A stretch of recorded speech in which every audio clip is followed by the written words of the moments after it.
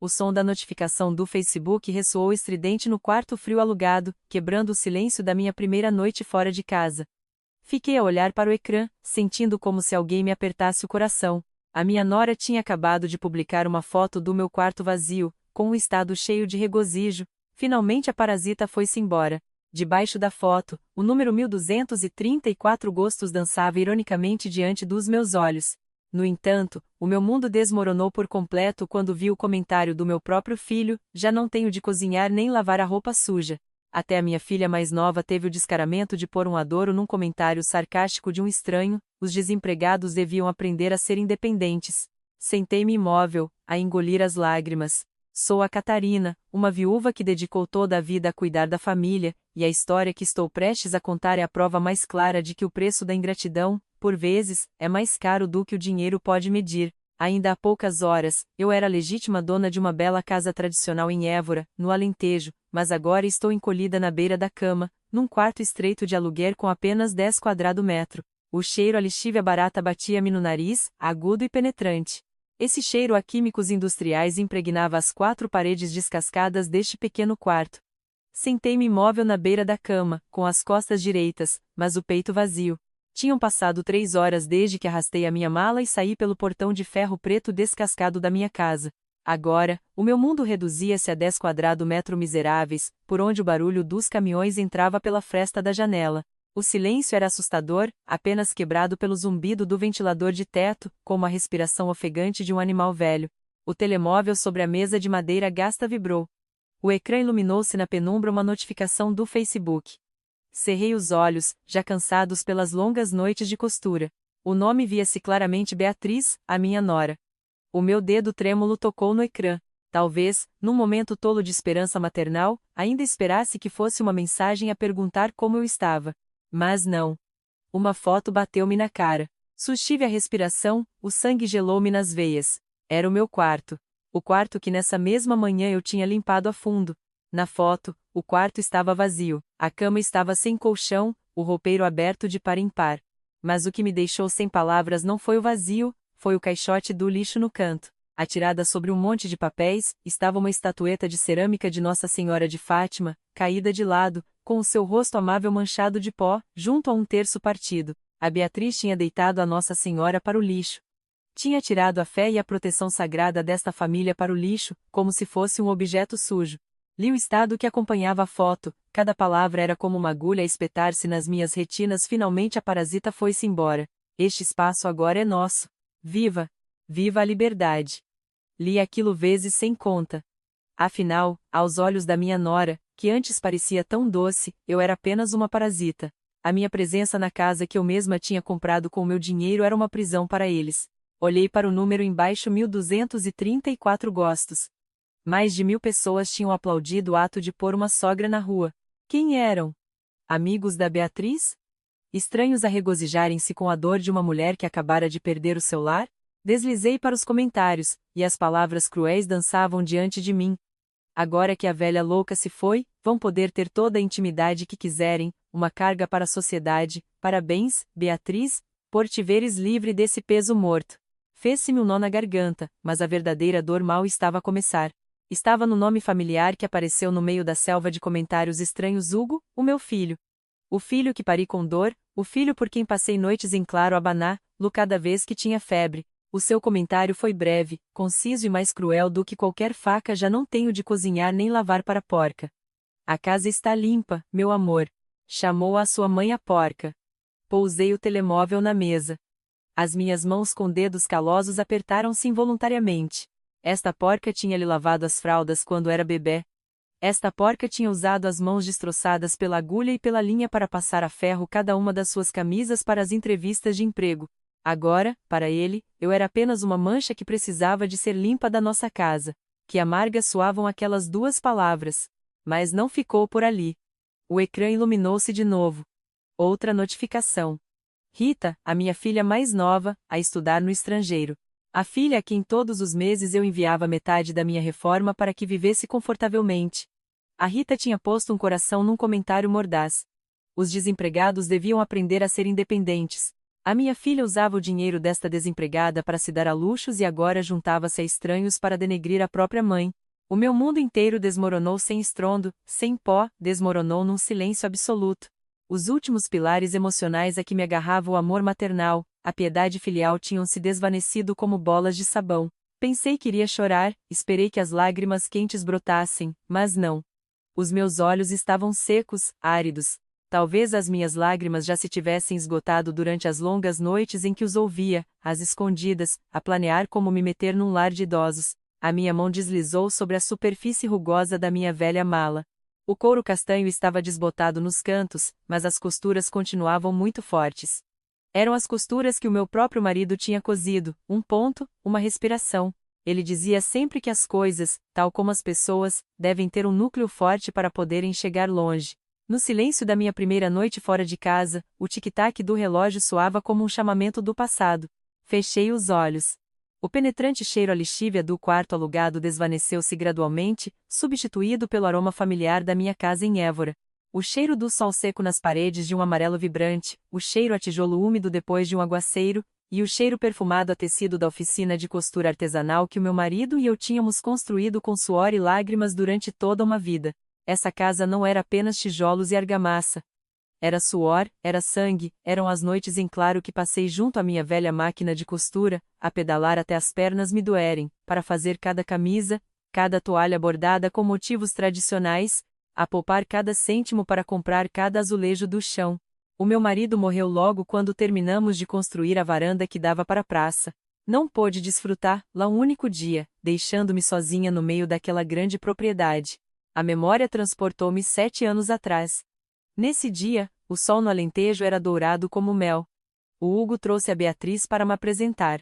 A minha primeira impressão da minha futura nora foi a de uma rapariga miúda, com olhos grandes e chorosos e um fio de prata com uma cruz que brilhava no pescoço. A Beatriz de então era muito diferente da mulher que tinha tirado a imagem da Nossa Senhora para o lixo. Nessa tarde, usava um vestido comprido e discreto, falava baixo e, de vez em quando, secava as lágrimas. Mãe, desculpe apresentar-me assim de repente, disse a Beatriz com a voz trêmula como a de um passarinho assustado.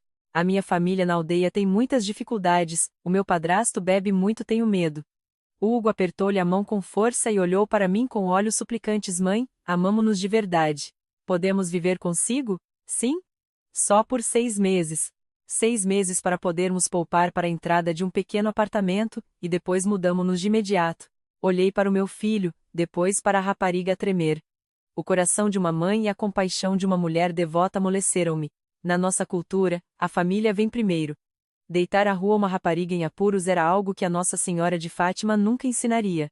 Senti um pressentimento fatídico, mas, por consideração ao facto de que os meus filhos precisavam do seu próprio espaço, fiz algo que mais tarde percebi ter sido o meu primeiro erro. Cedi-lhes o meu quarto principal, a divisão mais grande, com a varanda que dava para a vibrante trepadeira de buganvílias que eu tanto amava, o lugar onde o meu marido e eu costumávamos beber café todas as manhãs. Mudei-me para o quarto mais pequeno do resto do chão, perto da cozinha, a dizer a mim mesma que os velhos precisam de pouco espaço, que são os jovens que precisam de um lugar para construir o seu ninho. Obrigada, mãe, é a melhor. A Beatriz abraçou-me com força e o seu perfume barato e penetrante encheu-me o nariz.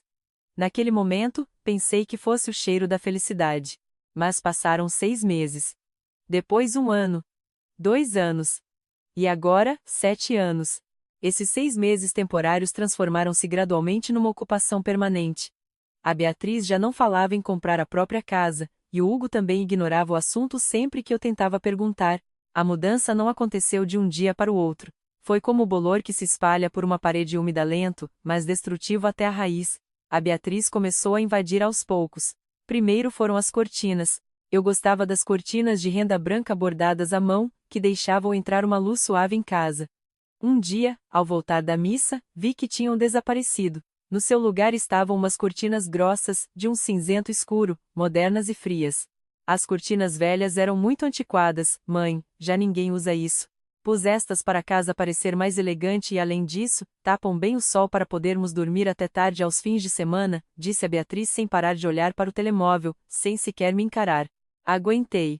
Bem, a casa dos meus filhos é como a minha casa. Depois veio a cozinha, aquele que outrora fora o meu reino. Sou uma mulher tradicional, adoro o aroma das especiarias, o cheiro a refogado, a azeite, alho e cebola, o cheiro característico do bacalhau à brás ou de um bom ensopado aos domingos. Mas a Beatriz era diferente.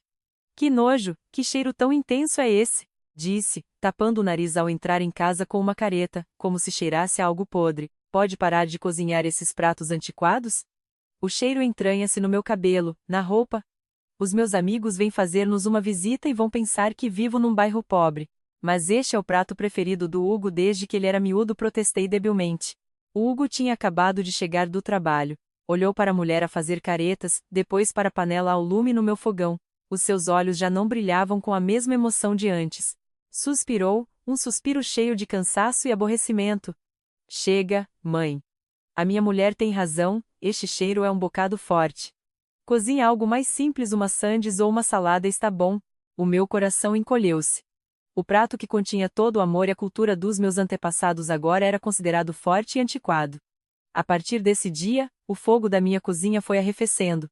Já não me atrevia a cozinhar refeições elaboradas. Tornei-me uma sombra na minha própria cozinha, a preparar em silêncio refeições rápidas e insípidas ao gosto da minha nora. E não sei em que momento me tornei na sua empregada doméstica sem salário. A Beatriz não trabalhava.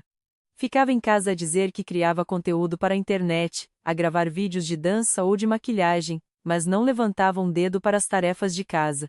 A roupa suja amontoava-se no cesto, os pratos sujos ficavam espalhados pela mesa, o chão estava cheio de pegadas de sapatos. Tudo esperava pelas minhas mãos. No início, filo por amor ao meu filho, que trabalhava arduamente. Depois, filo por hábito. E, por fim, filo por medo. Tinha medo que, se não o fizesse, a Beatriz se irritasse. Tinha medo que o ambiente na casa ficasse tenso. Tinha medo que o Hugo se sentisse desconfortável entre a mãe e a esposa. Hugo, o meu filho, a mudança dele foi o que mais me doeu. De um filho obediente que dizia sempre vou cuidar de ti a vida toda, mãe, tornou-se pateticamente fraco. Fazia tudo o que a Beatriz lhe dizia. Se ela dissesse ele não se atrevia a ir para o oeste. Cada vez que me queixava das despesas extravagantes da Beatriz ou da sua falta de respeito, Hugo simplesmente desvalorizava. Ai, mãe, tu já estás velha e implicas com tudo. Ela é nova, tem uma mentalidade moderna, tens de ser compreensiva, mãe. Que mal tem aguentares um bocado para ver paz em casa. A palavra aguentar perseguiu-me durante os últimos 7 anos. Aguentei quando vi a minha nora deitar fora as recordações do meu marido para arranjar espaço para os seus cosméticos. Aguentei quando organizavam festas barulhentas até altas horas da noite, obrigando-me a limpar a desarrumação. Aguentei quando vi as minhas poupanças diminuírem devido aos empréstimos deles que nunca devolviam. Hugo começou a ver-me como um estorvo, uma velha senil e antiquada que ocupava espaço numa casa que devia pertencer ao mundo jovem e moderno dele e da sua mulher. O olhar de respeito de outrora tinha desaparecido, substituído por uma tolerância forçada. Lembro-me de uma vez em que estive doente, a tossir sem parar a noite toda. Na manhã seguinte, o Hugo não me perguntou se eu estava cansada. A primeira coisa que disse foi: podes tossir mais baixo, mãe? A Beatriz não conseguiu dormir esta noite com o teu barulho. Essa frase destruiu a última réshia de esperança que me restava. Eu errei. Amei da forma errada. Tolerei a preguiça e o egoísmo em nome do amor maternal. Pensei que a minha tolerância os mudaria, mas não. A minha tolerância foi apenas um terreno fértil para que brotassem a ganância e a ingratidão. A bela casa de Évora, que outrora fora o meu orgulho e do meu marido, agora tinha se convertido no túmulo da minha autoestima. O fio das minhas memórias levou-me ao rosto de outro traidor, o Gonçalo. Era primo da Beatriz, um advogado que vestia sempre fatos baratos, mas impecavelmente passados a ferro, com um cheiro a perfume barato que sufocava o ar fresco da nossa casa.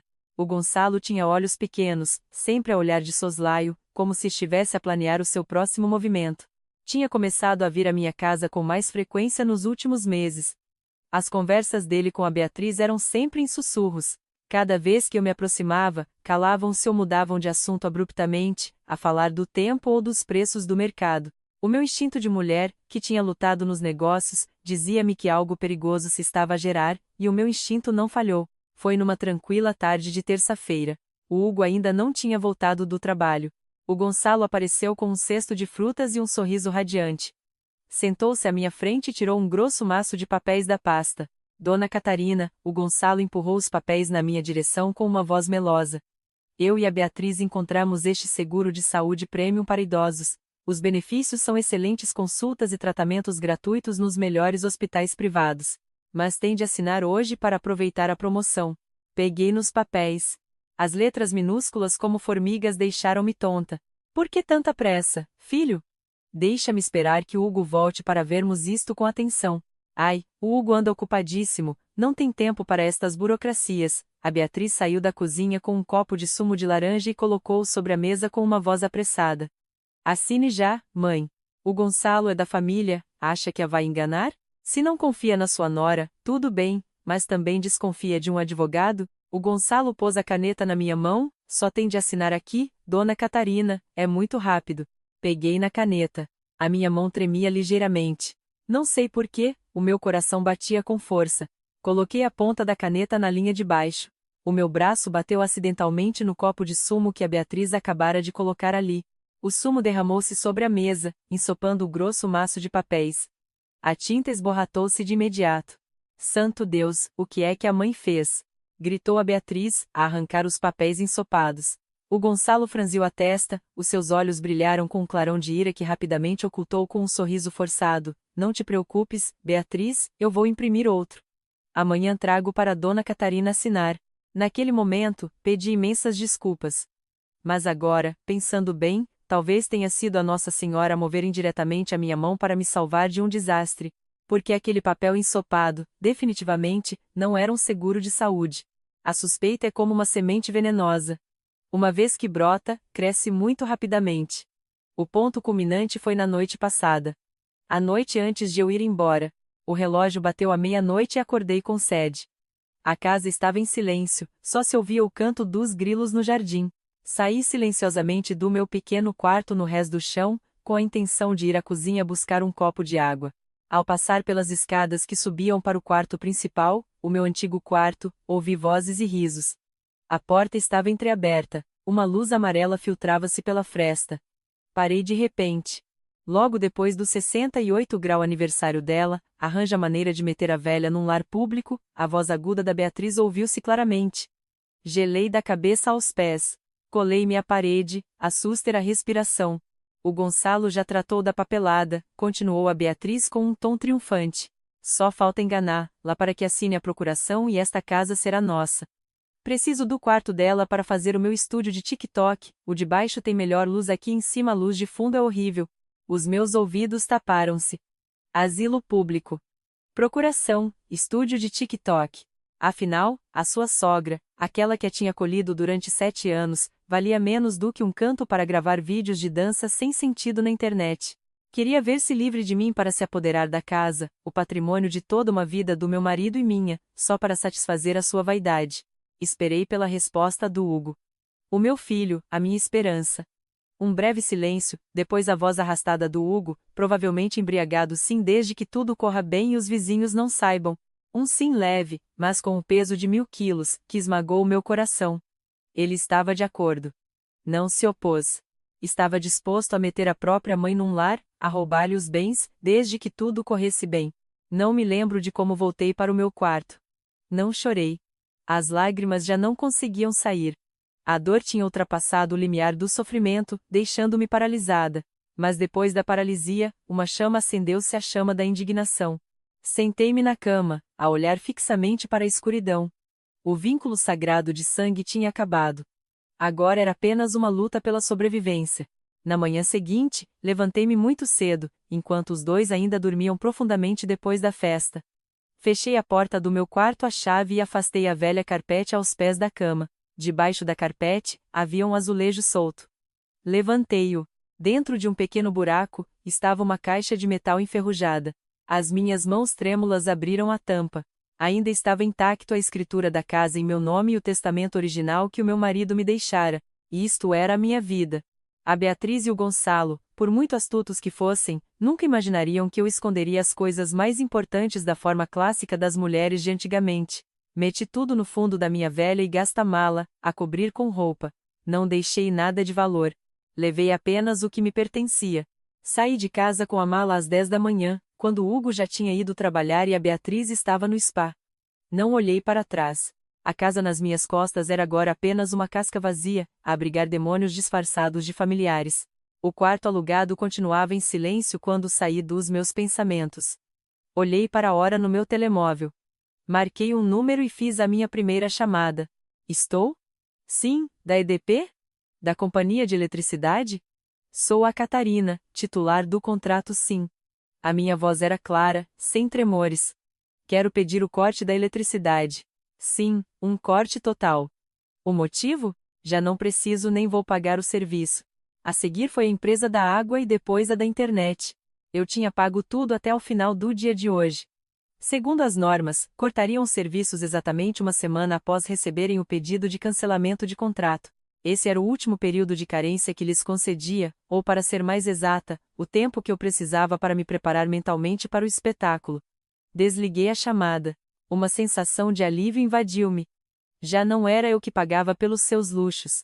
Queria ver, sem esta parasita, quem iria pagar a eletricidade para Beatriz gravar os seus TikToks, quem iria pagar a água quente para eles tomarem banho, quem iria pagar o Wi-Fi para viverem a sua vida virtual. O tempo passou a voar. Exatamente uma semana depois da minha partida, o meu telemóvel, que tinha estado em silêncio durante 7 dias, iluminou-se de repente como um farol, vibrava sem parar em cima da mesa. Uma avalanche de mensagens chegou de repente. O ecrã mostrava 24 chamadas não atendidas e 33 mensagens novas. Quem ligava? O Hugo, a Beatriz e a Rita. Peguei no telemóvel, mas não atendi. Sabia perfeitamente por que ligavam. Não porque tivessem saudades minhas, não porque estivessem arrependidos.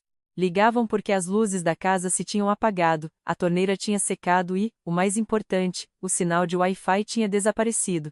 A escuridão tinha caído sobre a casa deles, literalmente. O meu telemóvel continuava a vibrar sem parar na mesa de madeira. O ecrã iluminava-se e apagava-se vezes sem conta. Mas não lhe toquei. Fiquei ali com uma chávena de chá de camomila quente na mão, a observar calmamente os números das chamadas não atendidas, a dançar 50 chamadas, 70 chamadas estavam em pânico. Eu sabia perfeitamente. Mas o meu silêncio, naquele momento, era a resposta mais contundente. Não bloqueei os números, simplesmente não atendi. Queria que experimentassem a sensação de ligar para o vazio, a desesperação de verem o seu único apoio desaparecer de repente sem uma palavra de explicação, tal como eles me tinham tratado como se fosse invisível durante os últimos 7 anos. Apesar de não pôr um pé naquela casa, eu via tudo. Os meus olhos e ouvidos naquele bairro continuavam a funcionar muito bem. Era a Graça. A Graça é minha vizinha do lado há mais de 30 anos. É o tipo de mulher típica, de bom coração e, o mais importante, sabe tudo o que se passa num raio de 2 quilômetros. É a estação de notícias mais viva que nenhuma rede social pode igualar. Nessa tarde, a Graça ligou-me. Atendi de imediato. Catarina. Estás a ver? Ah, esqueci-me que tu já não tens o Facebook daquela miúda. Ai meu Deus, é o caos. Um caos total. A voz da Graça soava pelo telemóvel misturada com risinhos de regozijo. Sorri e bebi um golo de chá.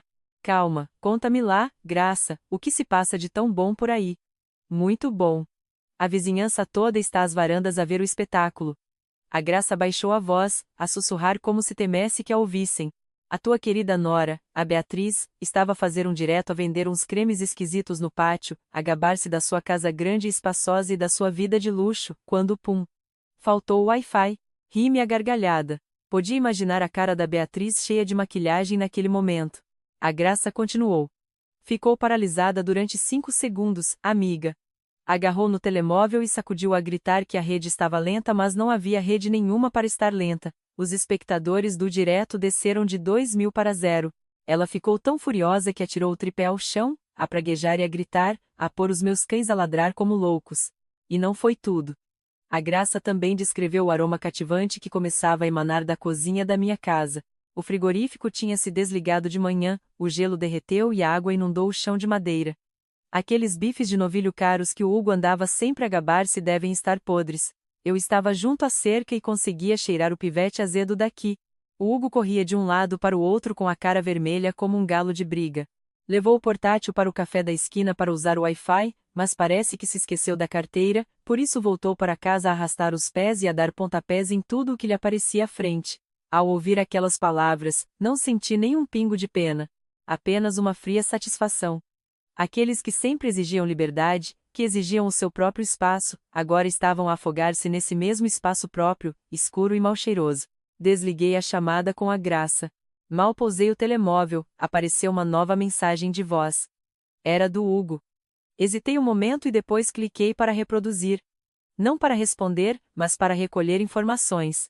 Mãe, em que buraco é que te meteste? A voz do Hugo era cortante, cheia de impaciência misturada com ofegadas devido ao calor. Estás chateada com alguma coisa? Já chega. Por que cortaste a luz e a água? Sabes que tenho um projeto importante e uma reunião online com um cliente. Se me despedirem por causa disto, és tu que me vais sustentar? Volta já. A Beatriz está aqui farta de chorar aos gritos. Ouvi e achei graça. Tinha quase 40 anos e cada vez que tinha problemas, gritava: és tu que me vais sustentar. Não. A mensagem de voz seguinte era de uma mulher, mas não da Beatriz. Era a Rita. Hugo tinha me reencaminhado a mensagem da irmã. Hugo, já encontraste a mãe? Dize para me enviar o dinheiro da propina urgentemente. O prazo acaba daqui a 2 dias. Não consigo falar com ela. O cartão de crédito adicional que ela me deu também está bloqueado. Estou na sapataria, ia comprar umas botas novas e o cartão não passou. Que vergonha! Diz a mãe para se mexer. Desliguei o ecrã. Chega. O descaramento deles tinha ultrapassado os limites da estupidez. Não estavam preocupados com a minha segurança, estavam apenas preocupados com os seus bolsos e a sua comodidade. A Rita, a minha filha mais mimada, num país estrangeiro, continuava a olhar para a mãe como se fosse uma caixa multibanco sem emoções. Levantei-me, ajeitando a roupa. Era hora de lançar o primeiro contra-ataque. Apanhei um táxi para o escritório do advogado no centro da cidade. O Diogo recebeu-me. Era um velho amigo do meu marido, um homem íntegro, de cabelos brancos e um olhar penetrante por detrás dos óculos de armação dourada. O Diogo já me estava a esperar. Catarina, tens a certeza? Perguntou o Diogo, com a mão sobre a pasta que lhe tinha acabado de entregar. Uma vez que esta carta seja enviada, não haverá volta atrás. A relação de mãe e filhos acabará. Olhei diretamente nos olhos do Diogo. A relação de mãe e filhos acabou na noite em que planearam meter-me num lar, Diogo. Agora isto são negócios. Contas certas. O Diogo assentiu com uma expressão de respeito. Pôs um selo vermelho no documento. A carta registrada foi enviada nessa mesma tarde. O carteiro foi diligente, garantindo que a carta fosse entregue em mão e assinassem o aviso de recepção. O conteúdo da carta era muito breve, frio, mas o seu impacto era mais forte do que qualquer insulto. Notificação de cobrança e despejo, estimado Sr. Hugo e Sr. Beatriz, em nome da minha cliente, a Sr. Catarina, única proprietária legal da casa situada na Morada X, informamos respeitosamente que se lhes exige o pagamento da renda retroativa dos últimos 7 anos, correspondendo a 84 meses. O valor de renda de mercado praticado é de 1.800 euros mensais. O montante total da dívida é de 151.200 euros. Este montante deve ser pago na sua totalidade para a conta bancária em anexo num prazo de 15 dias. Em caso de não realização do pagamento na sua totalidade, tem a obrigação de recolher os vossos pertences e abandonar a referida propriedade num prazo máximo de 30 dias a contar da recepção desta notificação. Qualquer ato de obstrução ou dano à propriedade será objeto de procedimento criminal. Atentamente, o advogado representante, Diogo. Segurei a cópia da carta na mão enquanto saía do escritório do advogado. O sol da tarde continuava tão dourado como sempre, mas hoje pareceu-me muito mais bonito. Os 151.000 euros não eram um número inventado, era o preço de ser a parasita que eles me tinham chamado. Diziam que eu era uma parasita? Muito bem. Agora paguem pelo alojamento que ocuparam durante os últimos 7 anos. Eu não precisava do dinheiro deles. Sabia perfeitamente que o Hugo e a Beatriz não tinham nem uma 10ª parte desse valor nas contas. Viviam como reis com o meu dinheiro, com o meu apoio. O que eu precisava era de ver o seu pânico absoluto. Imaginei o Hugo a segurar naquela carta com as mãos a tremer, com a cara pálida. Imaginei a Beatriz a gritar, a partir coisas ao saber que o ninho que planeava roubar tinha agora um preço exorbitante sobre a sua cabeça. No entanto, tinha cometido um erro fatal. Um erro que as mulheres honestas como eu, que viveram toda uma vida, costumam cometer quando se enfrentam com pessoas más. Subestimei o descaramento deles. Pensei que a carta de cobrança do advogado Diogo seria um balde de água fria que os faria ganhar juízo, ou pelo menos assustarem-se e fugirem com o rabo entre as pernas. Mas não. Quando encurralas uma cobra venenosa, ela não foge. Vira-se, cospe veneno e morde no ponto mais vulnerável. No segundo dia após enviar a carta, estava sentada no meu quarto alugado, a pentear o meu cabelo embaraçado, à espera de uma chamada de rendição do Hugo. Mas em vez disso, ligou-me a Graça. A sua voz já não era de regozijo como no dia anterior, mas trêmula, cheia de preocupação. Catarina, abre o Facebook agora mesmo. O meu instinto disse-me que algo de mal se passava. Pedi emprestado o velho tablet do dono do quarto para entrar na rede social. O que vi foi um vídeo indireto no perfil da Beatriz. O vídeo já tinha mais de 50.000 visualizações. No vídeo, a Beatriz não levava sua maquilhagem habitual. Estava de cara lavada, com os olhos inchados e o cabelo despenteado. À volta do pescoço, levava um grande terço, algo em que ela nunca antes tinha tocado. Estava sentada com um fundo escuro, porque não havia luz na casa, a chorar desconsoladamente. Por favor, ajudem a minha família, dizia Beatriz, com as lágrimas a escorrer pelas faces. A sua atuação era tão boa que quase acreditei. A minha pobre sogra, a Catarina, tem Alzheimer num estado inicial. Começou a ficar confusa, a ter delírios e a tornar-se agressiva. Fiquei gelada. Alzheimer? A Beatriz secou as lágrimas e continuou a sua atuação. Nós tentamos cuidar dela, mas ela teimou em sair de casa. E o que é pior, está a ser manipulada por um homem estranho. Chama-se Diogo. Ele está a aproveitar-se do facto de a minha sogra não estar no seu perfeito juízo para incitar a cortar a luz e a água, a escrever cartas, a extorquir os próprios filhos com a intenção de se apoderar dos bens da nossa família. Debaixo do vídeo, milhares de comentários fluíam sem parar. Pobre Beatriz, é verdade o que se diz dos idosos, causam problemas e ainda por cima deixam-se enganar por um estranho que quer roubar o dinheiro aos filhos. Tem de ter cuidado, esses velhos vigaristas são muito perigosos. Tragam-na de volta e tranquei-na. O sangue subiu-me à cabeça. As minhas mãos tremiam tanto que o tablet quase me caiu. Atreviam-se a acusar-me de ser louca. Atreviam-se a manchar a honra do Diogo, um advogado respeitado, um amigo honrado do meu marido, transformando-o num vigarista e burla. Mas o golpe mais baixo ainda estava para vir. Logo a seguir, o Gonçalo apareceu no vídeo. Vestido com um fato impecável, mostrou para a câmara um papel amarelado com um carimbo vermelho. Como advogado da família, disse o Gonçalo com voz firme, apresento a escritura de doação de bens que a senhora Catarina assinou há 3 anos na minha presença. Nela estabelece-se claramente que transferiu a propriedade total da casa para o seu filho, Hugo, e para sua nora, Beatriz. A senhora Catarina tem apenas usufruto para viver lá. Portanto, a carta de cobrança de rendas é legalmente inválida. Fiquei a olhar para a assinatura no ecrã. Era a minha assinatura. Mas eu jurava pela alma do meu marido que nunca tinha assinado aquele papel. Era uma assinatura falsa.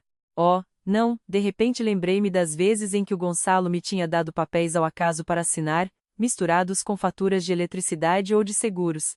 Ele tinha planeado isto durante 3 anos. Estava à espera desta oportunidade. Umas pancadas fortes na porta interromperam os meus pensamentos de pânico. O meu coração batia com força. Abri um pouco a porta. 2 polícias e uma mulher com uniforme de assistente social estavam ali. Senhora Catarina? Perguntou o polícia alto, com um olhar inquisidor. Recebemos uma denúncia de emergência da sua família. Dizem que a senhora se encontra num estado mental instável e corre o risco de ser retida ilegalmente por um estranho. Não estou louca. Gritei com a voz embargada pelo medo. Estou perfeitamente lúcida. São eles que me estão a tentar burlar. Roubaram-me a casa. A assistente social aproximou-se, a olhar para o quarto que cheirava a lixívia, depois para minha velha mala, com um olhar de pena. O mesmo olhar que se dá aos idosos senes e dementes. Calma, dona Catarina, disse com voz suave, como se estivesse a falar com uma criança. Lembra-se que dia é hoje? Lembra-se do seu nome completo? Sabe onde está o homem chamado Diogo? Humilhação era o único sentimento que eu tinha naquele momento. Toda a minha vida vivi de cabeça erguida, a fazer negócios honestos, sem dever um cêntimo a ninguém. Agora, a polícia interrogava-me como a uma criminosa. A sociedade olhava para mim como se fosse uma louca.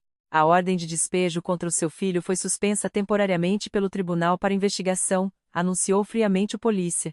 Enquanto se determina a sua capacidade legal e a autenticidade do documento de doação, a senhora está proibida de sair da cidade. Foram-se embora depois de tirarem notas detalhadas para o seu relatório.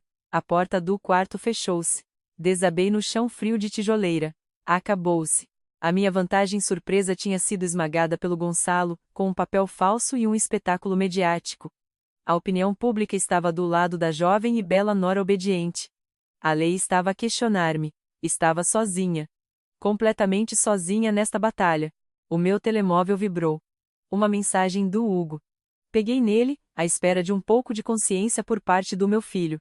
Mas a mensagem que apareceu deixou-me gelada. Mãe, tu já estás velha. Não dês ouvidos a estranhos. Volta para casa, nós perdoamos-te. Perdoar-me.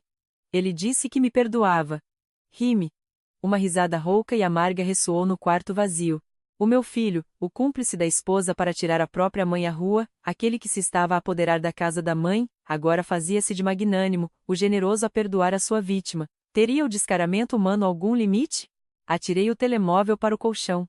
O meu peito sentia-se tão apertado como se alguém estivesse a esmagar o meu velho coração. Queria gritar, queria sair e explicar tudo, mas sabia que agora ninguém acreditaria nas palavras de uma idosa com Alzheimer. Toda a minha vida mantive a minha honra e agora minha própria nora apelidava-me de louca perante toda a gente.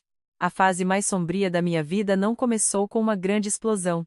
Chegou em silêncio, como a noite que engole o entardecer fria e impiedosa.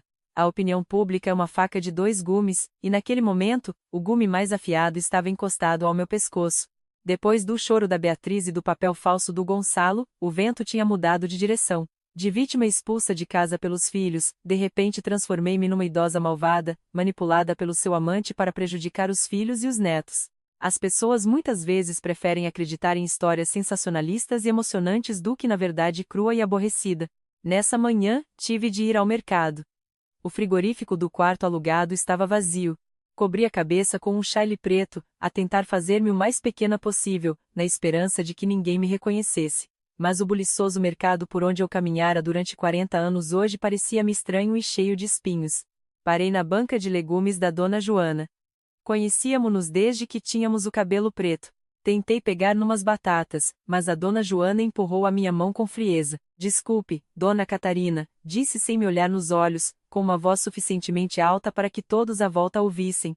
Hoje não lhe vendo nada. Não quero que o meu dinheiro se misture com burlas aos próprios filhos. Fiquei atônita. Joana, o que estás a dizer? Tu conheces-me há imensos anos, conheço a sua cara, mas não o seu coração. Interveio outra mulher que estava ao lado, com um olhar de desprezo.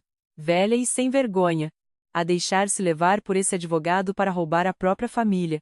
Uma velha louca por homens. Sem vergonha. Louca por homens. Sem vergonha. Essas palavras foram como duas bofetadas na cara em pleno dia. A minha cara ardia. O meu coração encolhia. Toda a minha vida fui fiel ao meu marido, criei os meus filhos. O meu marido morreu há muitos anos e nunca deixei que outro homem cruzasse a soleira do meu quarto. E agora, na minha idade, à beira da campa, acusam-me deste pecado vergonhoso. Os sussurros começaram a espalhar-se como uma praga. Os olhares indiscretos, os dedos acusadores a apontar para mim como milhares de agulhas venenosas. Olha, é a sogra malvada da internet, parece tão simpática, mas tem um coração de cobra. Deixei o cesto das batatas e dei meia volta, a caminhar o mais rápido a race. Não corri porque o meu último vestígio de orgulho não me permitia fugir como uma criminosa. Mas as minhas pernas tremiam, as lágrimas ameaçavam sair, mas engoli-as. Ao chegar ao quarto alugado, recebi outra má notícia. Recebi uma notificação do banco. A minha conta poupança, onde guardava o pouco dinheiro que me restava para a velhice, tinha sido congelada. Motivo: solicitação das autoridades de investigação para verificação de disputa de propriedade. O Gonçalo. Outra vez ele. Tinha se aproveitado da suspeita de burla e de eu ter perdido a minha capacidade legal, para solicitar ao tribunal o congelamento dos meus bens. Queria cortar-me o sustento. Queria que eu ficasse sem um cêntimo para contratar um advogado, para comer, para sobreviver. Queria que eu voltasse a arrastar-me de joelhos, a pedir perdão. Sentei-me no chão frio. À minha volta, 4 paredes de estuque descascado. Sem dinheiro, sem casa, sem honra, desprezada pela sociedade, traída pelos meus filhos. Tinha caído no fundo do abismo. Naquele momento de desespero, a ideia de desistir passou-me pela cabeça. Talvez devesse morrer. Se morresse, o Hugo ficaria com a casa, a Beatriz estaria satisfeita e eu já não teria de suportar esta humilhação. Reunir-me-ia com o meu marido. Mas então, o som dos sinos da igreja chegou de longe. Dong dong, o som solene e majestoso dos sinos foi como um balde de água fria na minha mente confusa. Não. Não. Eu sou filha de Deus, o suicídio é um pecado grave. E se eu morrer agora, a justiça ficará enterrada para sempre. O mal triunfará. Levantei-me. Voltei a pôr o chale e caminhei até a igreja. Na grande e silenciosa Sé Catedral de Évora, o cheiro a cera de velas e a incenso misturavam-se, a criar uma atmosfera sagrada, completamente separada do barulhento e sujo mundo exterior. A luz dos vitrais de cores projetava manchas fantasmagóricas no chão de pedra. Ajoelhei-me perante a imagem de Nossa Senhora de Fátima. Ela continuava ali, amável, indulgente, com os olhos a olhar para o mundo com compaixão. Ó Virgem misericordiosa, sussurrei com as mãos entrelaçadas, as lágrimas a escorrerem-me pelas faces enrugadas. O que fiz de mal? Por que me deixaste cair nesta situação? Perdi tudo. Por favor, dá-me um sinal. O que devo fazer? Devo desistir? O espaço estava em silêncio. Apenas os meus soluços abafados ressoavam na alta abóbada. De repente, senti que alguém se aproximava. Uma mão áspera e quente tocou suavemente no meu ombro. Levantei a cabeça, sobressaltada. A meu lado estava uma mulher de meia idade, vestida humildemente, com o rosto curtido pelas agruras. Na mão segurava um chapéu velho e gasto. Cerrei os olhos, aquela cara era-me familiar. Dona Catarina? Disse a mulher com a voz rouca, mas cheia de emoção. Rosa, exclamei. Era a Rosa. A minha antiga empregada doméstica. A Rosa tinha trabalhado para nossa família durante 3 anos, uma mulher honesta e trabalhadora. Mas há 2 meses, a Beatriz despediu-a sem motivo, e ainda por cima reteve-lhe 2 meses de salário com a desculpa de que ela tinha partido uma jarra barata. Na altura, tentei interceder, mas não consegui, por isso, às escondidas, dei a Rosa algum dinheiro para a viagem. Desde então não a tinha voltado a ver. A Rosa ajoelhou-se ao meu lado, a agarrar as minhas mãos trêmulas. As suas mãos eram calosas e ásperas como as minhas no passado. Eram mãos de mulheres trabalhadoras, honestas. Eu via na internet, disse a Rosa com os olhos chorosos. Ouvi as pessoas a insultá-la, vi a dona Beatriz a inventar mentiras sobre si. Eu não consegui suportar. Abanei a cabeça, a rir amargamente. Obrigada, Rosa.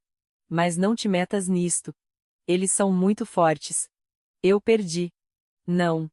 A senhora não perdeu. A Rosa apertou-me a mão com mais força. Os seus olhos de repente tornaram-se estranhamente decididos.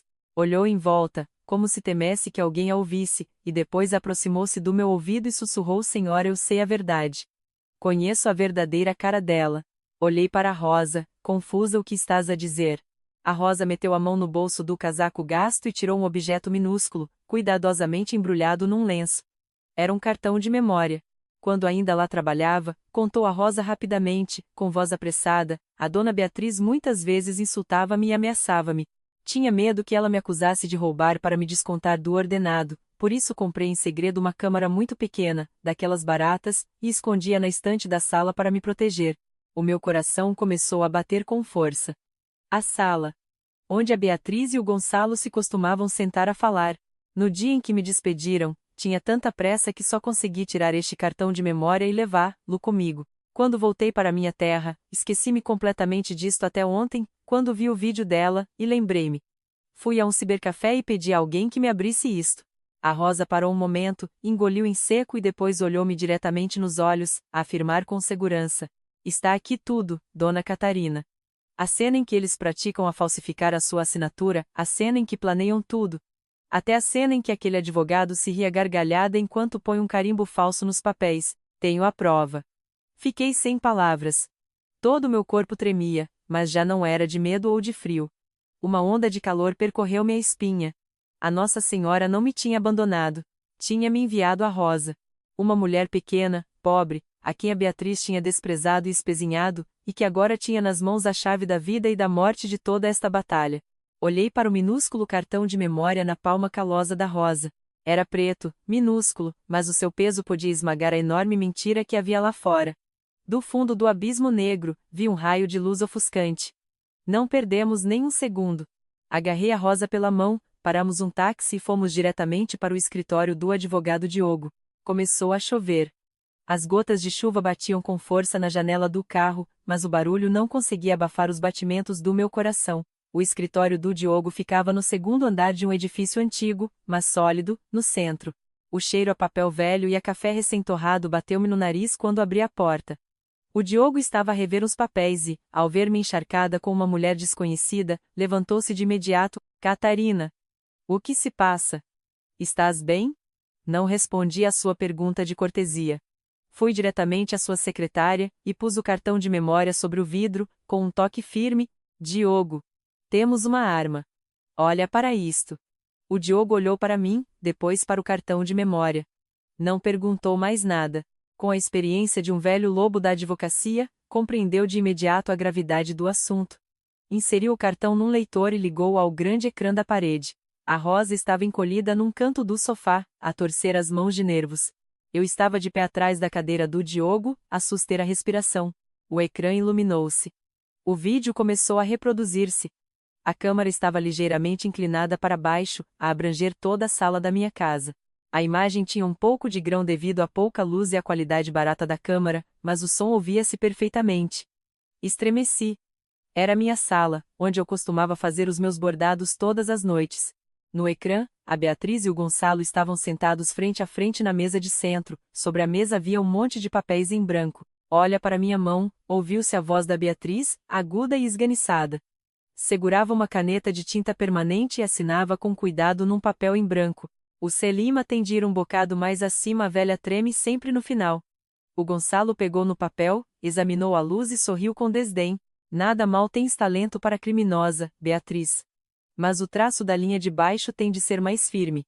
A velha Catarina é antiquada, mas a assinatura dela é com força. O meu sangue ferveu.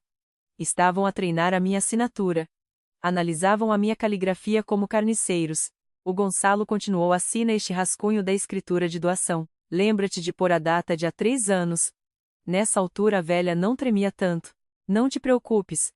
A Beatriz desatou a rir, uma risada aguda e arrepiante. Assim que a bruxa velha morrer ou a meterem no manicômio, a casa que vale €500.000 será nossa. Esta assinatura parece real, Gonçalo? Perfeita. Parece-se 99%. Só Deus poderia notar a diferença. Fechei os olhos. Senti uma dor aguda no peito. Não de tristeza, mas de nojo. A casa de €500.000. Esse era o preço que tinham posto à minha vida. O Diogo parou o vídeo. O seu rosto endureceu. Os seus olhos, por trás dos óculos, brilharam com uma luz fria e penetrante. Rebobinou e reproduziu a parte em que o Gonçalo pegava no papel. Espera, murmurou o Diogo. Catarina, vem ver isto. Ampliou a imagem do papel na mão do Gonçalo. Embora a imagem estivesse um pouco desfocada, o carimbo vermelho no canto inferior do papel via-se bastante claro. Esta é a escritura de doação que ele publicou na internet ontem. O Diogo apontou para o ecrã. Repara neste selo branco: Cartório Notarial Santiago. Cerrei os olhos. E então, Diogo? Eu não percebo destas coisas. O Diogo virou-se para mim. Um sorriso perigoso desenhou-se nos seus lábios. Cartório Notarial Santiago. O dono desse cartório era o velho Santiago, um bêbado.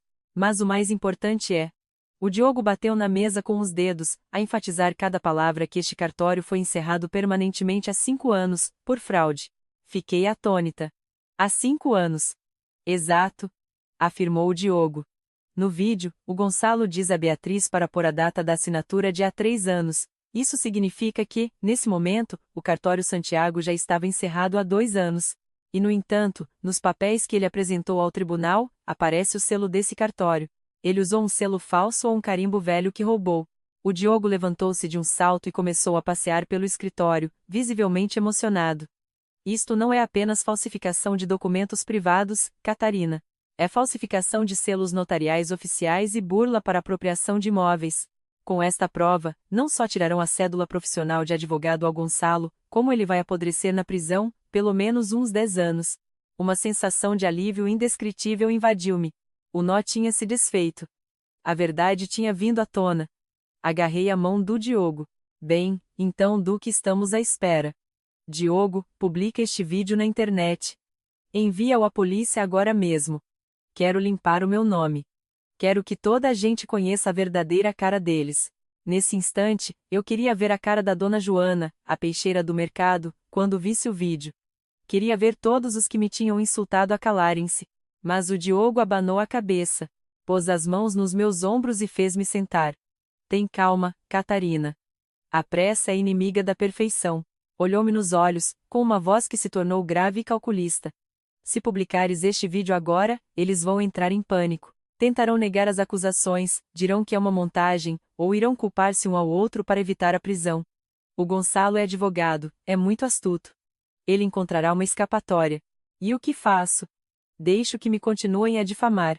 Protestei, indignada. Não vamos assustar a cobra, disse o Diogo, com um olhar tão afiado como um bisturi. Vamos esperar. Deixemos que pensem que ganharam. Quando a presa se julga o caçador, é quando está mais vulnerável. Ele apontou para o calendário na secretária. Daqui a 3 dias é o aniversário da Beatriz. Segundo as minhas fontes, ela está a planear uma grande festa na tua casa para celebrar a sua vitória e afirmar a sua propriedade. Convidou muita gente, contratou uma banda e aposto que vai transmitir tudo em direto. Percebi a ideia do Diogo. Um arrepio percorreu-me a espinha. Queres dizer exato? Assentiu o Diogo. Vamos terminar esta peça de teatro no seu cenário mais esplêndido. Quando estiverem no auge da sua arrogância, a queda será mais dolorosa. Vamos apanhar, luz em flagrante perante milhares de testemunhas. Esse será o castigo adequado. Olhei para o Diogo, depois para a Rosa. A Rosa assentiu levemente com um olhar de confiança. Respirei fundo. A indignação que sentia foi acalmando, substituída pela frieza de um caçador que prepara sua armadilha. 3 dias. 3 dias. Teria de suportar a alcunha de velha louca. Mais 3 dias a vê-los regozijarem-se. Mas eu iria esperar. Peguei no cartão de memória e apertei-o na minha mão. Era minha bala de prata e só tinha uma oportunidade para dispará-la. Olhei para o Diogo e assenti com firmeza de acordo. Vou seguir o teu conselho. Esperaremos pela festa. Durante esses 3 dias, vivi como um fantasma nesta cidade. Não saí do quarto alugado, não escutei os sussurros. Apenas me sentei em silêncio na escuridão do canto do quarto, a afiar a minha paciência até a transformar numa faca bem afiada. Mas não estava cega ao que se passava na casa em Évora. A graça era os meus olhos e ouvidos. Através do velho tablet, acedi à transmissão em direto da Beatriz. Ela estava a celebrar a festa de aniversário mais grandiosa da sua vida, mesmo no pátio da minha casa. O ecrã iluminou-se com cores vibrantes. As trepadeiras de buganvílias que ela tinha mandado decorar com luzes LED intermitentes tinham transformado o espaço tranquilo e antigo num cenário ruidoso e vulgar. A Beatriz levava um vestido vermelho brilhante, de decote profundo, com um copo de cristal na mão. Ria e falava animadamente, a apontar constantemente a câmara do telemóvel para os vizinhos que estavam sentados em volta de mesas cheias de comida de luxo. Olá a todos que estão a ver o direto. Gritou a Beatriz, com a voz abafada pela banda ao vivo que tocava no máximo atrás dela. Hoje é o meu aniversário e também celebramos o nosso novo lar. Estão a ver? Esta casa devia ser para jovens que sabem desfrutar da vida, não para estar enterrada num cheiro a mofo e a velha. Olhei bem para a multidão. Os vizinhos que me tinham virado as costas no mercado agora estavam ali, a desfrutar tranquilamente de petiscos caros e a beber vinho do Porto, comprados com o dinheiro que eu tinha poupado com tanto esforço. Quão ingrata é a mente das pessoas! Com uma festa faustosa, estavam dispostos a esquecer a moral para bajular os desrespeitosos. O som da banda intensificou-se. A música pimba e as buzinas misturavam-se, mas aos meus ouvidos soava como gritos de demônios a dançarem sobre as cinzas da honra da família. Ela tinha gasto todo o dinheiro que lhe restava na conta para contratar a melhor banda da região, apenas para demonstrar ao mundo que era a verdadeira dona daquele lugar. A Graça enviou-me uma mensagem: Catarina, eles convidaram o bairro todo. O Gonçalo está lá, com uma cara tão convencida, parece que lhe saiu o Euromilhões. A Beatriz até se atreveu a mostrar o estúdio de TikTok que fez no teu quarto em direto. Estás bem? Não respondi. Apertei a beira da mesa. A calma finalmente tinha voltado. Já não sentia dor, mas sim uma frieza impiedosa. Tinha chegado a hora. Levantei-me e fui à minha mala. Tirei o meu fato preto mais formal. Era o fato que pensava usar para as cerimônias mais solenes na igreja, ou talvez para o meu próprio funeral. Era de um preto profundo, elegantemente cortado e de tecido rígido. Vesti-o, a abotoar lentamente cada botão. Quando me olhei ao espelho, já não vi a velha e desajeitada Catarina. Vi uma mulher que tinha o poder da vida e da morte nas suas mãos. O carro escuro do advogado Diogo já estava à espera lá embaixo. No banco de trás, junto a ele, estava um homem de meia-idade com um rosto firme e um uniforme imponente. Era o chefe Oliveira, comandante da PSP da região, um velho amigo e alguém que sempre respeitou os valores tradicionais da terra. Está tudo pronto, Dona Catarina? Perguntou o chefe Oliveira com uma voz grave, mas firme. Assenti com o olhar focado. Obrigada por me ajudar a pôr fim a esta farsa. O carro arrancou, dirigindo-se rapidamente para minha antiga casa. Quando o carro parou no início da rua, a música ao vivo vinda do pátio continuava no máximo, a abafar o som do vento noturno. As luzes LED de cores iluminavam o céu, como um insulto à tranquilidade da cidade. Caminhamos até ao portão de ferro. O barulho do interior tornava-se cada vez mais forte. Dentro do pátio, a festa estava no auge. O Hugo estava no centro, junto a um luxuoso bolo de aniversário de 5 andares. Segurava um copo de vinho no ar, com o rosto avermelhado pelo álcool e pela euforia. Vizinhos. Amigos, gritou Hugo com a voz cheia de triunfo. Obrigado a todos por virem celebrar. Depois de tantas tempestades, de tantos rumores maldosos, finalmente a justiça está do nosso lado. Esta casa, este lar, é oficialmente nosso para sempre. Mas ninguém poderá interferir na nossa vida feliz. Soaram aplausos. A Beatriz abraçou-se ao braço do Hugo, o seu sorriso brilhava sob as luzes enquanto segurava o telemóvel para transmitir em direto este momento de glória para milhares de espectadores online. Mesmo naquele momento claque. O pesado portão de ferro abriu-se com decisão. O ranger das dobradiças secas ressoou, a interromper a música estridente. Todos os convidados olharam ao mesmo tempo. A banda também parou de tocar gradualmente. Um silêncio repentino apoderou-se do espaço que antes era tão animado. Entrei.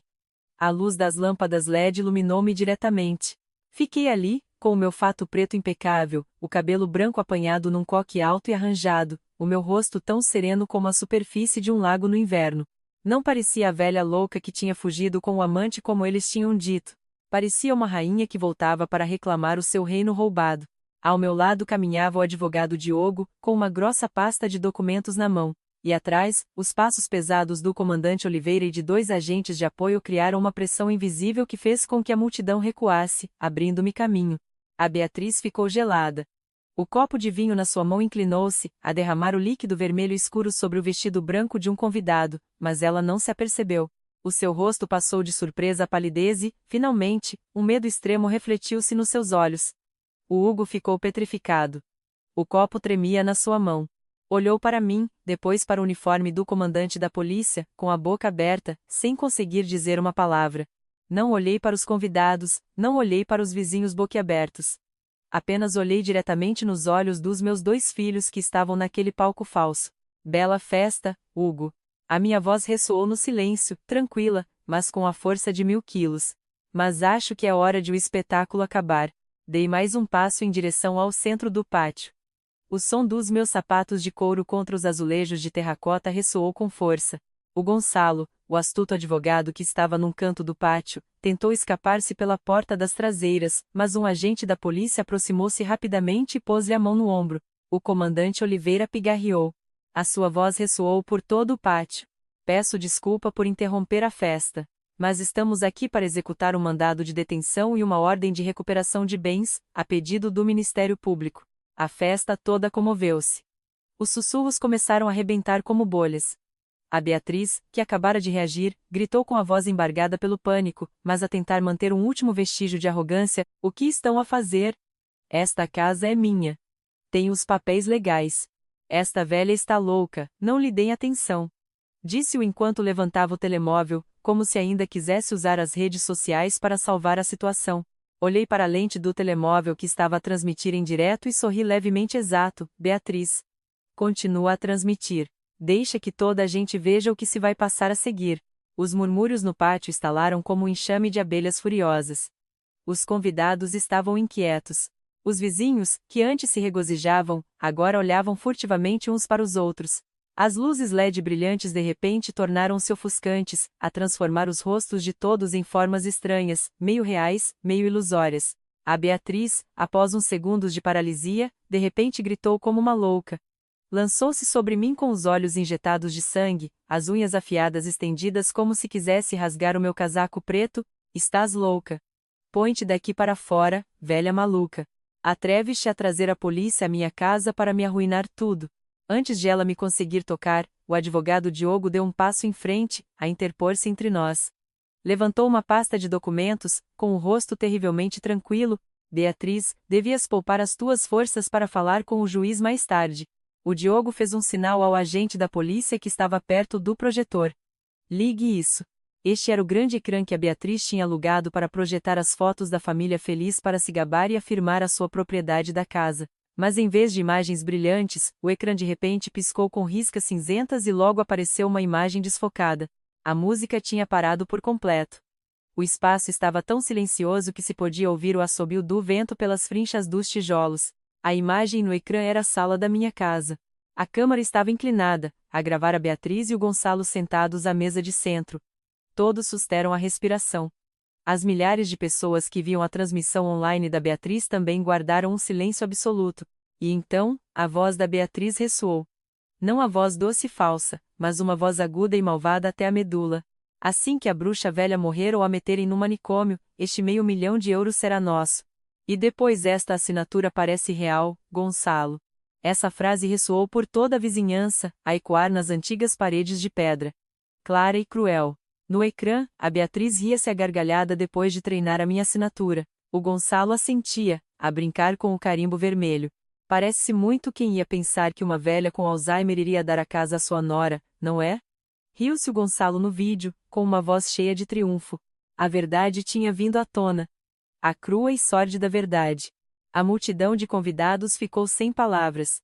Os vizinhos, que antes me tinham chamado velha louca, agora tinham a cara pálida como fantasmas. Olharam para Beatriz como se ela fosse um monstro. Os murmúrios começaram a aumentar, mas desta vez eram críticas ferozes dirigidas ao casal no centro. Meu Deus, como é possível ser tão malvada? Ia meter a mãe no manicômio para lhe roubar a casa. A Beatriz olhou para o ecrã. O rosto tão branco como um cadáver. O telemóvel da transmissão em direto na sua mão caiu ao chão e fez-se em 1000 pedaços, mas a lente continuou a apontar para cima, a captar toda aquela cena humilhante para que a internet visse. O Gonçalo, o mais astuto, apercebeu-se rapidamente que a situação estava muito grave. Escorregou para trás, a tentar fugir pela porta traseira através das buganvilhas, mas o comandante Oliveira já lá estava à espera. Onde pensa que vai, doutor Gonçalo? O som do metal a bater soou de forma seca. 2 algemas frias de aço fecharam-se à volta dos seus pulsos bem cuidados. O Gonçalo caiu de joelhos, a balbuciar: não, isto é um mal-entendido. Eu sou apenas um advogado e eu sigo as instruções dos meus clientes. Falsificar documentos e cometer burla para apropriação de imóveis é um crime grave, Gonçalo, respondeu friamente o comandante. O cartório notarial Santiago foi encerrado há 5 anos. Como explica isso? O Gonçalo ficou sem palavras. Levaram-no sob o olhar de desprezo de todos.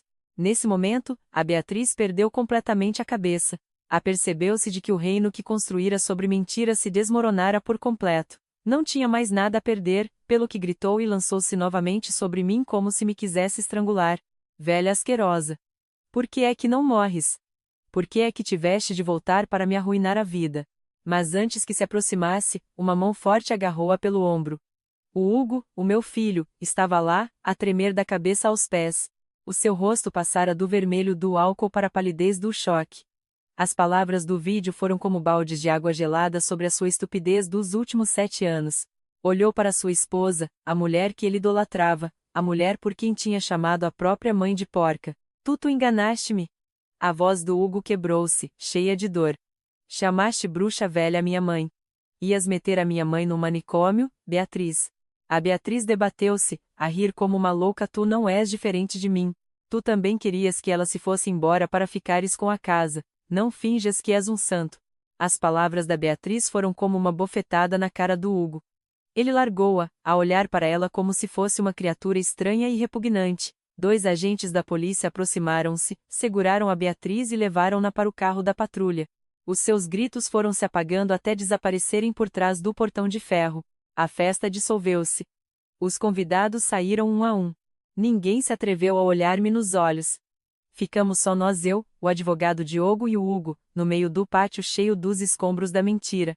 A banda recolheu os seus instrumentos em silêncio e foi-se embora. Não havia música, não havia risos. Apenas o assobio do vento pelas buganvilhas. De repente, o Hugo caiu de joelhos.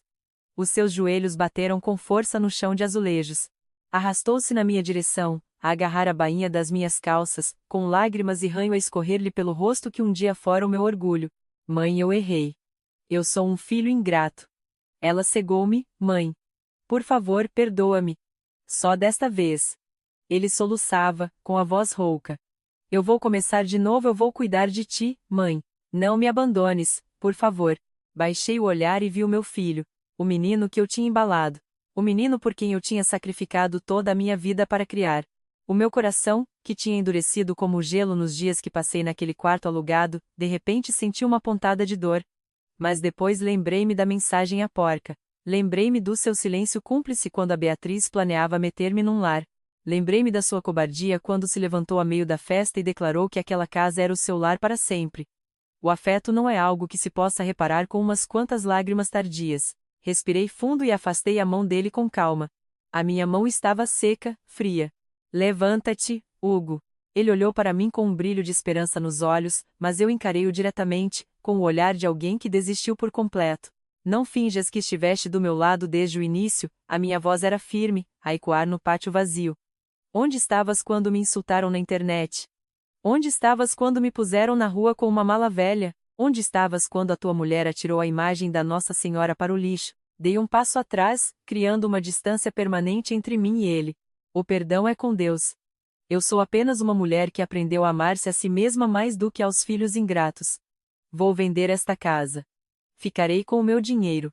Tu? Vai tu procurar o teu lar para sempre com as tuas próprias mãos. Dei meia volta e saí. Os meus sapatos batiam nos azulejos com um ritmo decidido. O Diogo seguiu-me. Atrás de mim, os soluços abafados do Hugo ressoavam, mas não olhei para trás. A máscara da felicidade tinha caído, e por baixo dela restava apenas um monte de ruínas que eu já não tinha a obrigação de limpar. Saí pelo portão, a sentir o ar noturno a encher-me os pulmões. Frio, mas incrivelmente fresco. Finalmente eu era livre. Uma liberdade real. Passaram-se 3 meses desde aquela noite em que a tempestade da verdade arrasou com a mentira no pátio da minha antiga casa. 3 meses, um período de tempo não muito longo, mas o suficiente para que o meu mundo desse uma volta completa. Esta manhã, estou sentada no meu novo apartamento, com uma chávena de café quente na mão, a contemplar o centro da cidade através da grande janela de vidro. Este apartamento não tem um pátio cheio de buganvílias nem paredes de um amarelo brilhante, mas tem a paz por que ansiei durante os últimos 7 anos. Um espaço compacto, moderno e absolutamente seguro. O meu telemóvel vibra. É a Graça. Embora me tenha mudado, continuamos em contato. A Graça continua a ser a minha diligente estação de notícias, e hoje liga-me para me contar o final da história daqueles que um dia me chamaram de parasita. Catarina, tu não vais acreditar. Sussurra a Graça com dramatismo. A Beatriz já recebeu a sentença. O tribunal deu-lhe pena suspensa por falsificação de documentos e burla, mas o mais humilhante é que ela tem de fazer trabalho comunitário durante 1 ano. E sabes o que tem de fazer? Tem de varrer as mesmas ruas onde fazia diretos a gabar-se da sua riqueza. As pessoas tiraram-lhe fotos com o colete refletor dos cantoneiros, a varrer lixo, e publicaram nas redes sociais todas. Todo o bairro a rejeitou, ninguém lhe dirige a palavra e ninguém lhe compra nem um único batom. Bebi um gole de café, a ouvir os suaves batimentos do meu coração. Não senti regozijo, apenas um estranho alívio. A justiça da vida tem sempre as suas próprias voltas.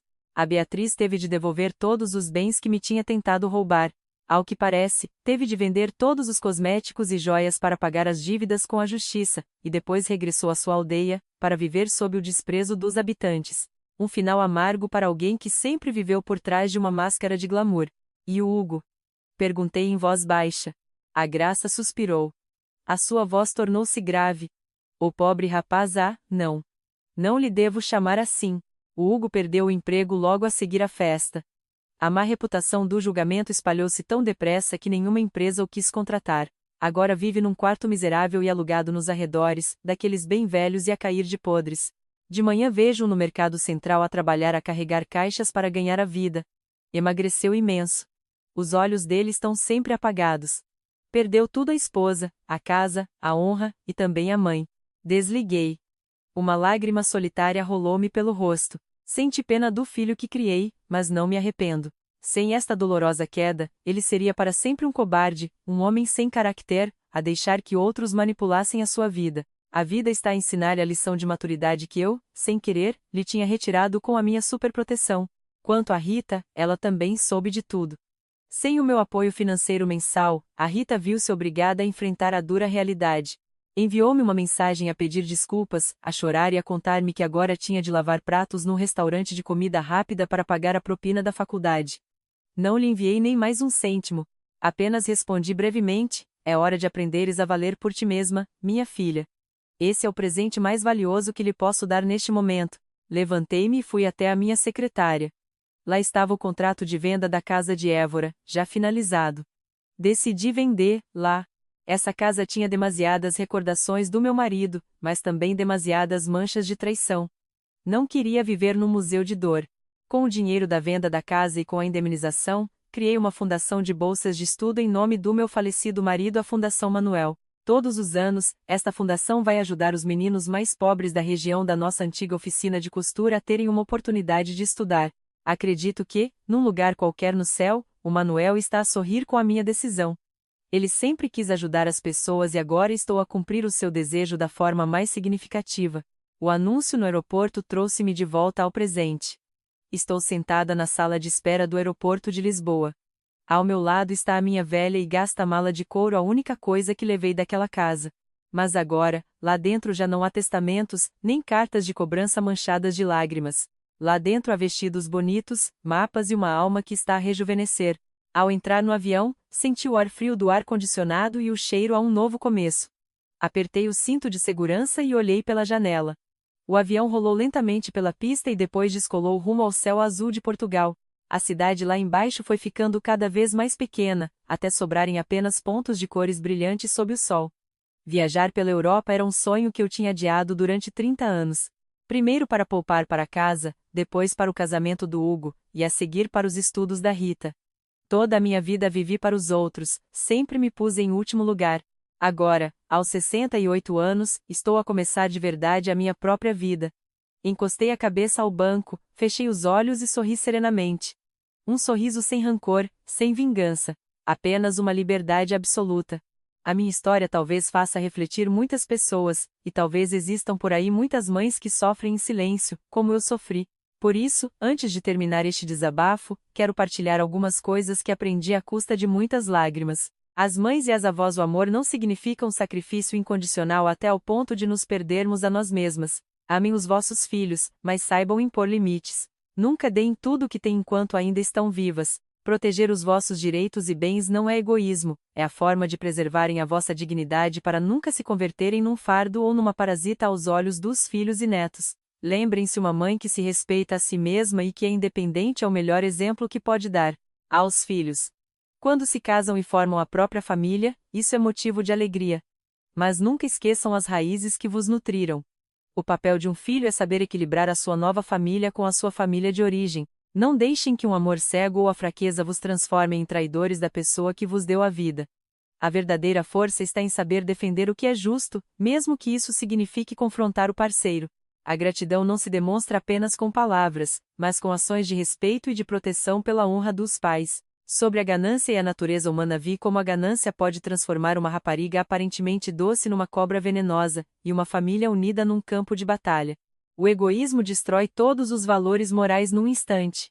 Nunca construam a vossa felicidade sobre o sofrimento dos outros, especialmente daqueles que vos ajudaram, porque o preço da ingratidão será sempre a solidão e a escuridão no final do caminho.